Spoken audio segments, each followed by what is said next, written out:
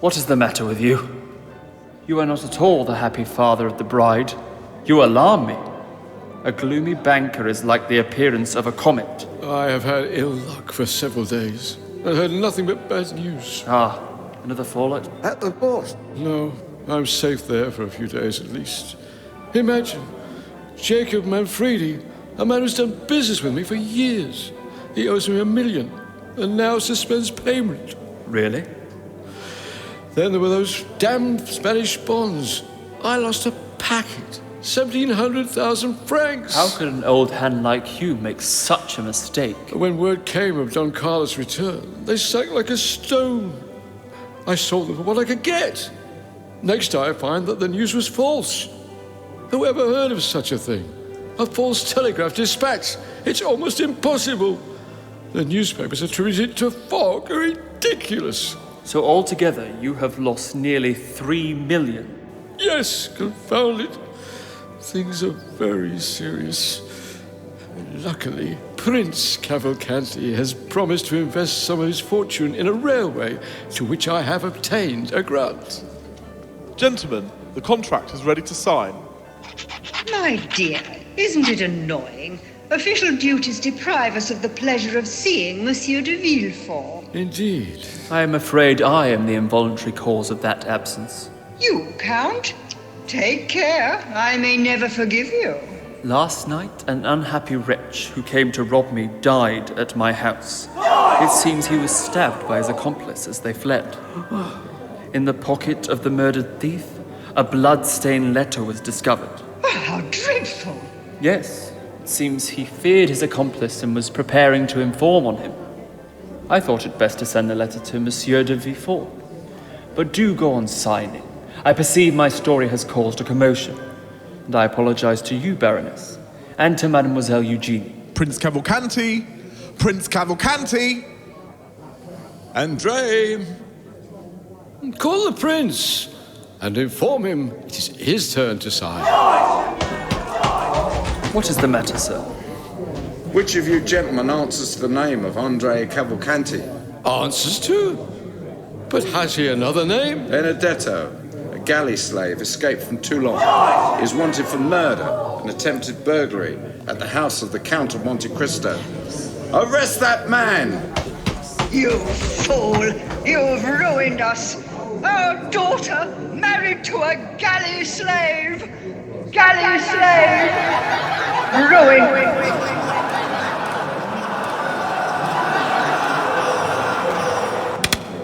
Danglars!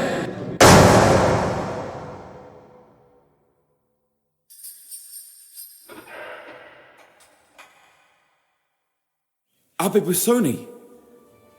You! Study these documents. Memorize them. They may save you from the guillotine. When I have confessed to murder? There will be extenuating circumstances. The court may show you mercy. Mercy. I'd rather die than be chained to an oar again. As you please. Guard!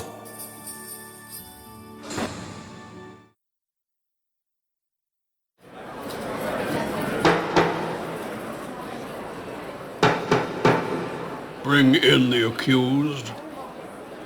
Accused, your name and surname. Monsieur le Président, I will give that last of all. Your age, then, will you answer that? I will be 21 in a few days' time, as I was born on the night of the 27th of September, 1817. Where were you born? At Auteuil, near Paris.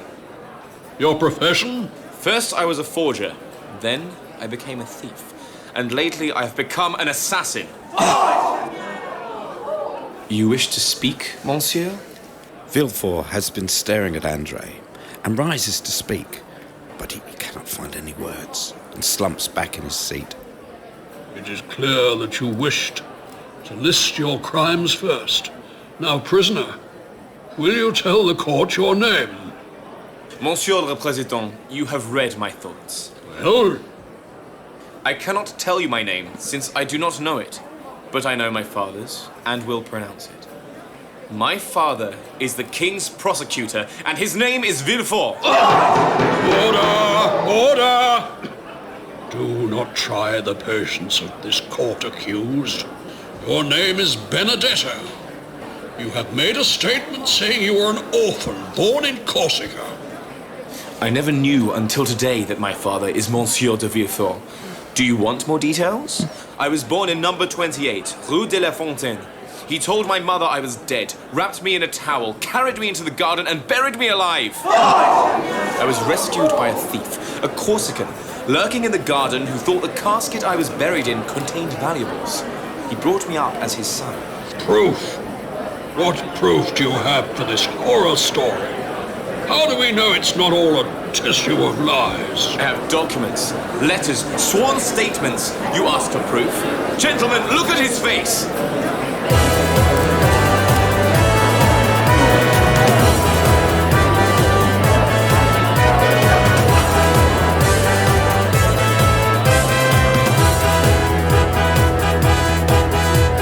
Here I stand before you to tell you who I am.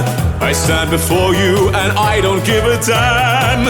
I know I'm evil, he made me what I am. J'accuse, j'accuse, j'accuse, je vous accuse. If you want to hear a sad, sad story, I can tell you one, yes I can. I was born an evil bastard.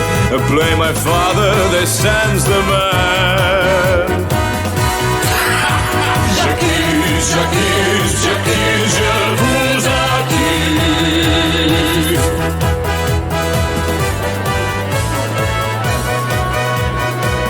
The crowd, who had been outraged by Andre's insolent manner, now vent their anger on Villefort.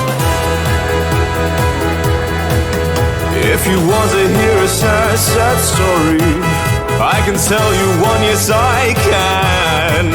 I was born an evil bastard. Blame my father, there stands the man. J'accuse, j'accuse, j'accuse, je vous accuse. J'accuse, j'accuse, j'accuse, je vous accuse.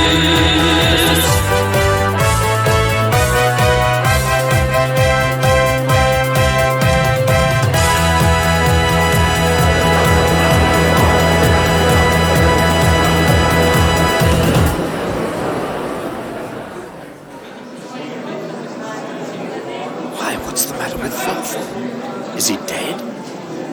No, it's a stroke, like Mortier, his father. Reduced by a stroke to a helpless old man.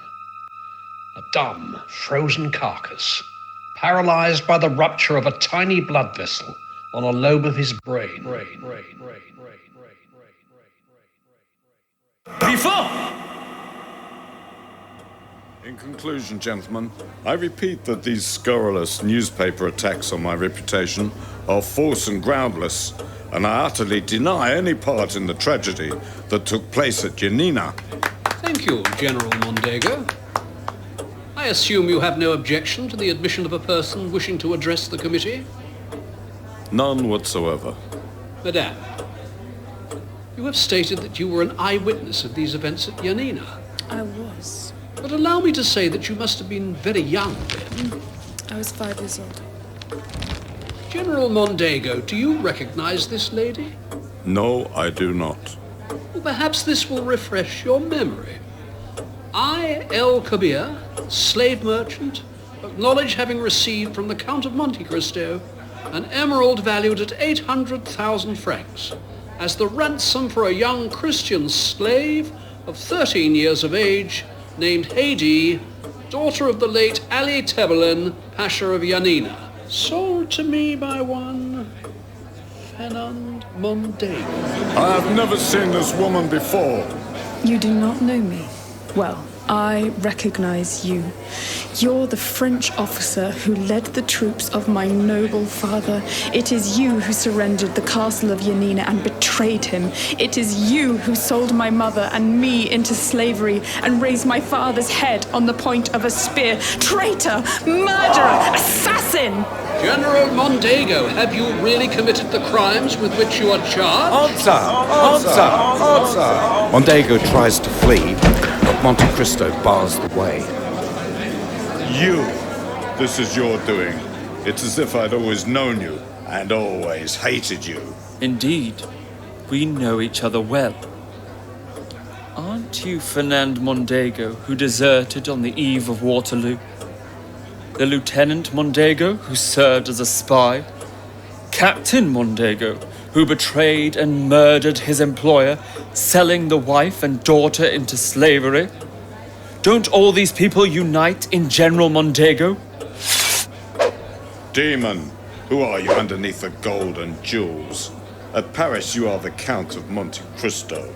In Italy, you called yourself Sinbad the Sailor. In Malta, I forget what.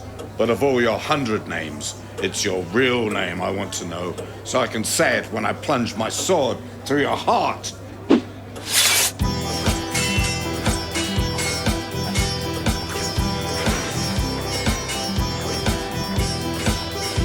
Oh!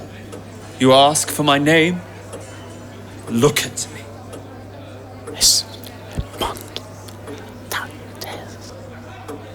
Edmond Dantes?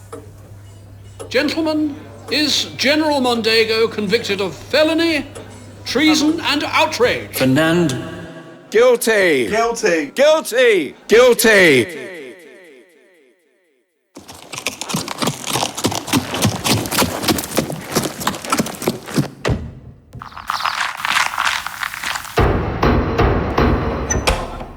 Excellency, it's not... Hey!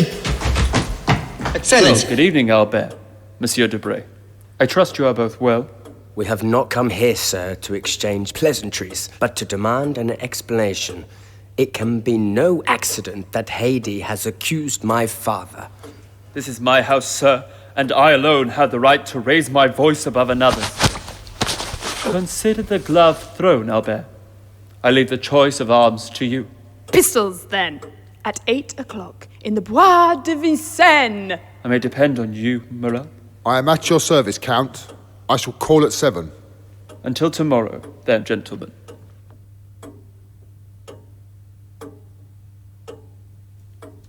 Your pistol case, Excellency.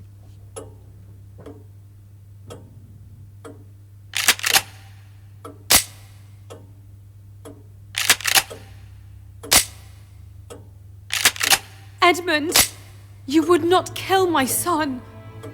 What name did you? Yours, which I alone have not forgotten. I knew you when I heard your voice, when I first saw you with my husband. Fernand, do you mean? If we are naming names, let us name them all. Oh, for pity's sake. If you owe revenge to anyone, it is to me. I couldn't bear being left alone when you were arrested. Why was I arrested? Why was I a prisoner? Because the day before I was to marry you, Danglars wrote this letter which Fernand himself posted. How dreadful. And that letter... I brought it for 200,000 francs, madame. Trifle, if it enables me to justify myself to you. Why do you not call me Mercedes? Mercedes, how often I have uttered that name, shouted it aloud, in anger, in sorrow, in despair. For years I lay in a dungeon, frozen with cold on a straw in my cell, less than a quarter of a league from you, in the Chateau d'If. Each day I swore to revenge myself on Fernand, Danglars, and Villefort. It may seem that justice slept, they obtained power and wealth, but I, betrayed, sacrificed, buried alive, have risen from my tomb to punish them. I desire only one thing, Edmund, the happiness of my son. What do you ask of me? Your son's life? Well, he shall live. The duel would not take place. Oh, Edmund, thank you, thank you. Now, you are exactly as I remembered. You have a noble heart. Monte-Cristo takes his will from a drawer, reads it, takes a sheet of paper, and starts to pen a codicil.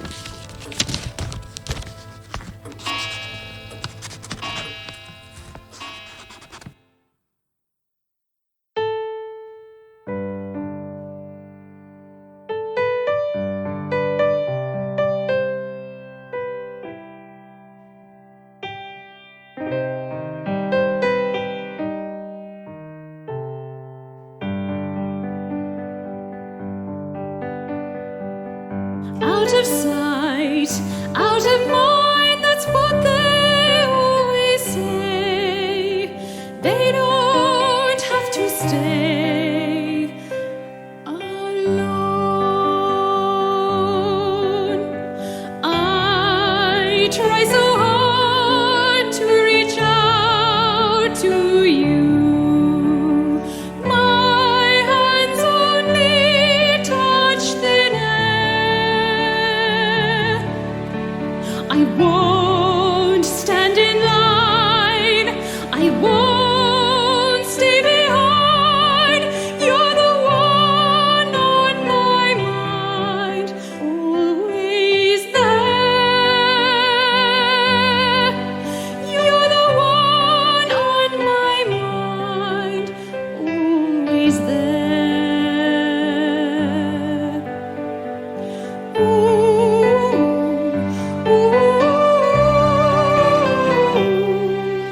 la la la la la la. I try so hard to reach out to you.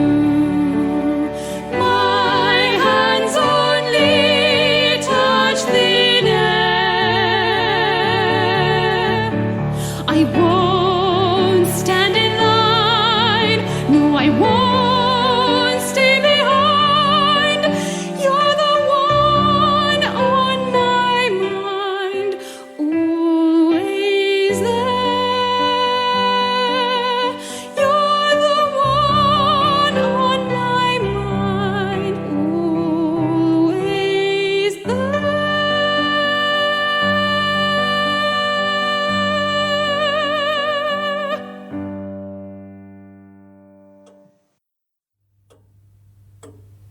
Haydée, this house. Bequeath your fortune to others. If you die, I shall require nothing more in this world. Haydée!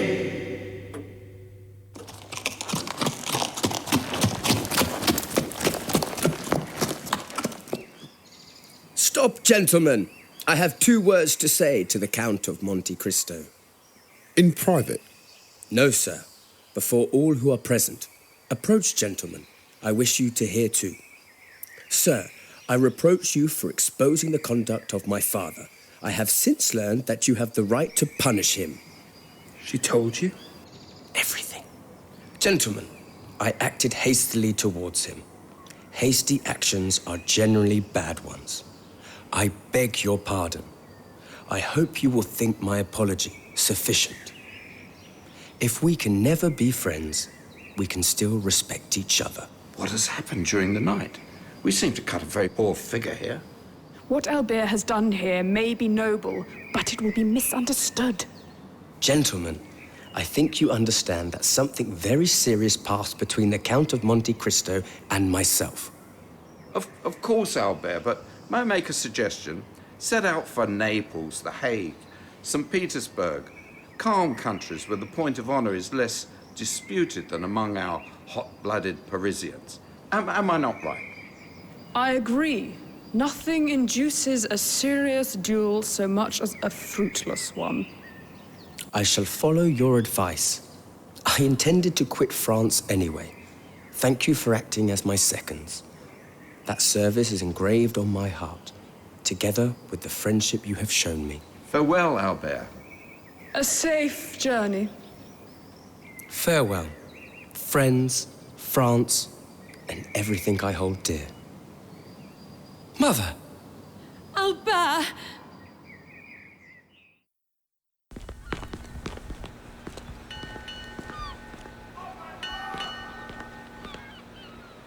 Must you go? A house in the Champs-Élysées and all it contains is a marriage gift from Edmond Dantes to the son of his old master and his betrothed. Shall we ever see you again? Who can say? Abbe Faria once told me all human wisdom was contained in these 2 words: wait and hope. Haydée, you are free. Free? Have I displeased you? Haydée, you are young and beautiful. Forget even my name and be happy. Happy? Yes, as my lord wills. Did you see how pale she is? Can't you guess what's in her heart? You must know how much she loves you. Was I wrong, Morel? Was I blind not to see? Wrong to hide the feelings I thought I was above. A fool to hide emotion. Wrong to laugh at love. Wrong to laugh at love. Wrong to laugh at love. Out of sight, out of mind, that's what they always say.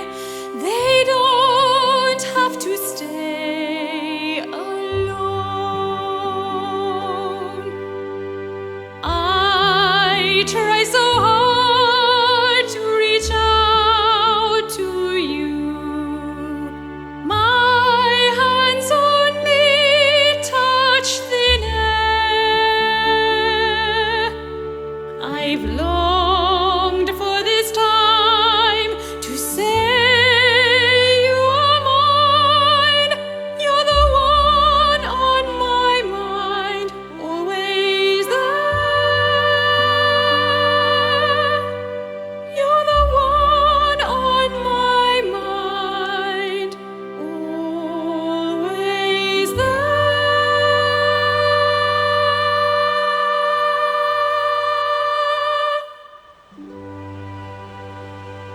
Haydée, if I set you free, If you leave me, I would die. Yes, my lord. is it true? You love me? Oh, ask Valentine if she loves Max.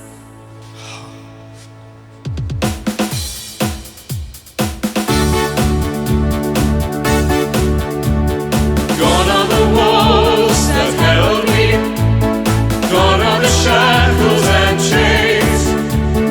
Gone is the pain of knowing I'll never be free again.